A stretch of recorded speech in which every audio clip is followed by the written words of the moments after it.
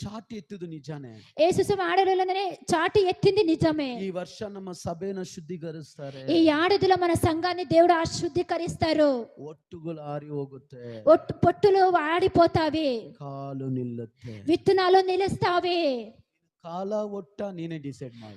పొట్ట విత్తనాల మీరే డిసైడ్ చేయండి. ಒಟ್ಟು ನಿಲ್ಲಲ್ಲ, పొట్టు నిలసలేదు. ನೀತಿವಂತರ ಸಭೆಯಲ್ಲಿ ಪಾಪಾತ್ಮ ನಿಲ್ಲುವುದಿಲ್ಲ. నీతివంత సంఘంలో పాపాత్మతలు నిలసలేదు. ಹಲ್ಲೆಲೂಯಾ, హల్లెలూయా.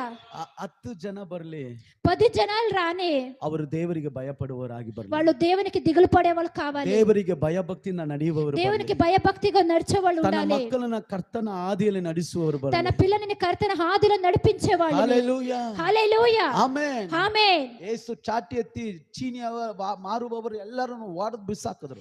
యేసు స్వామి చాటి ఎత్తి అందరిని కొట్టి పారివేసిరి. ಈ ವರ್ಷದಲ್ಲಿ ದೇವರು ಚಾಟಿ ಎತ್ತನ ನಮ್ಮ ಸಭೆಯಲ್ಲಿ. ఈ ఏడాదిలో మన సంఘంలో దేవుడు